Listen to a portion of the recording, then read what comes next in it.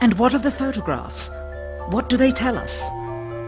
On 3 separate occasions, our office asked NASA's Public Relations Department for every single picture of an astronaut on the surface of the Moon, just during the maiden voyage of Apollo 11. Many duplicates were sent. In all, fewer than 20 pictures were found, including first-hand investigation on site at the agency's vaulted archives. Quite surprising, considering the historical significance of the event. These very photographs are the same ones circulated year after year on anniversary commemorations. It is estimated that in just the first 60 minutes on the Moon, motivated by the tenuous nature of the circumstances, many more exposures could have been expediently taken. Also surprising is the scarcity of photographs of the mission's chief pioneer, Neil Armstrong. The greatest achievement in human history, and of the man whose first step echoed around the world, dawning a new age of scientific enlightenment, there is only one full-body picture of him on the Moon, besides this ghostly reflection. This one, taken by an automatic camera mounted on the side of the lunar module. Perhaps he feared liability should the whole conundrum later become unraveled. Perhaps he has forgotten that he attested to the authenticity of the event with his signature on this plaque engraved by the federal government. In fact, in the more than 30 years since the event, aside from NASA's initial press conference and the occasional brief anniversary remarks where few questions were permitted, he has never given one on-camera interview to anyone, ever. From an analytical standpoint, photographic anomalies have to be sought out with an understanding of lighting and shadows. The most straightforward is simple. When objects are lit solely by the sun, as all the scenes on the Moon were said to be, after all, lighting equipment was not only impractical, it was unnecessary in bright sunlight, then all shadows, regardless of the landscape, will run parallel with one another and never intersect, as shown by this example. In these seldom seen photographs, obtained from a rarely used auxiliary NASA archival site, it is clear that these scenes were lit with artificial light. These shadows, which are cast at different angles, are evidence that a second light source is being used.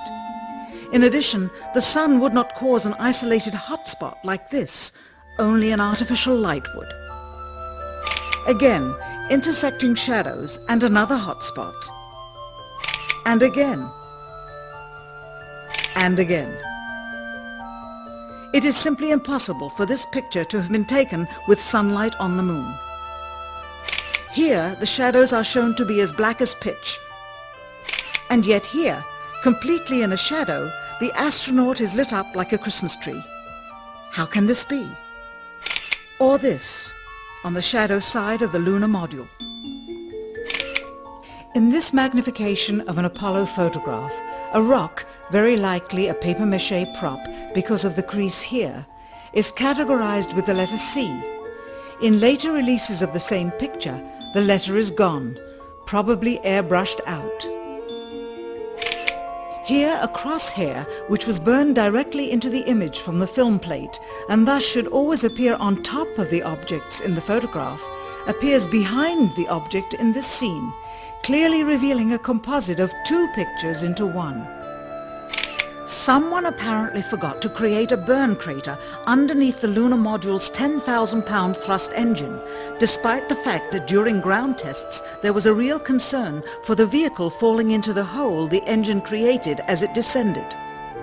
Here is a Norman Rockwell depiction drawn just 2 years earlier based on the latest specifications and scientific data. In these enlargements, it looks as though the lunar module was simply placed there. Not even one speck of moon dust on the landing pod. As a result, all subsequent flights had to have the same discrepancy, which was explained away by the effect of no atmosphere.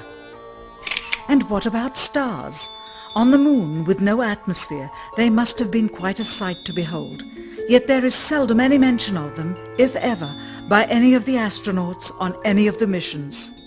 Undoubtedly, creating a mural with all the constellations properly placed in the sky would have been virtually impossible to create accurately, much less realistically. A competent amateur astronomer would have been able to call attention to the slightest error in measurement. The answer? not to talk about the stars, ever. In their post-flight press conference, it was the only question to which Neil Armstrong responded with an absence of memory. When you looked up at the sky, could you actually see the stars and the solar corona in spite of the glare? We were never able to see stars from the lunar surface or on the daylight side of the moon by eye without looking through the optics. I don't recall during the period of time that we were photographing the solar corona what stars we could see. I don't remember seeing any. Years later, though, Michael Collins would remember seeing the elusive stars and wrote about them in expeditions to the moon.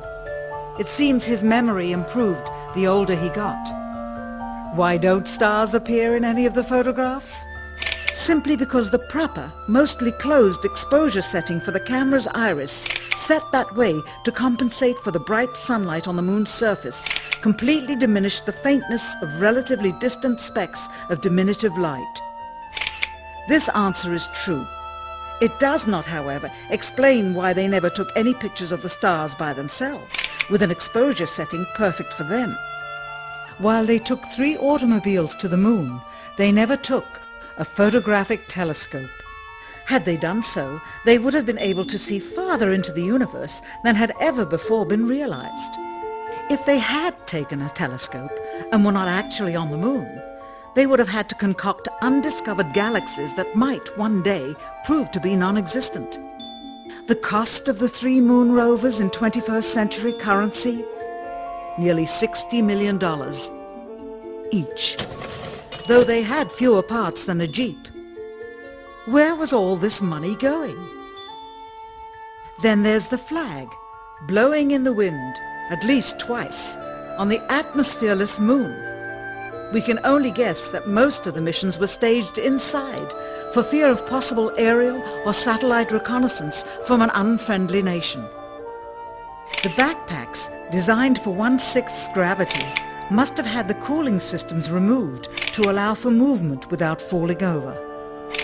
With very near and hot studio lighting, that left one hot astronaut inside. Assuming that it was the astronauts inside after all, their faces were always covered. The necessary mammoth amounts of air conditioning were probably responsible for the air current.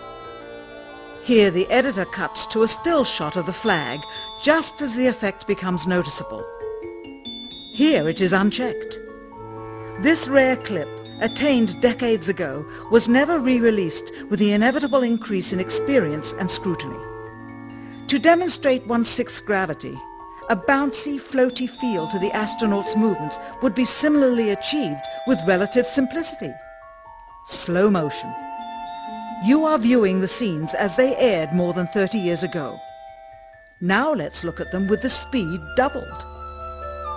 It becomes discernible that they are, in fact, in Earth's gravity, and are no more leaving the ground than they would on Earth. It is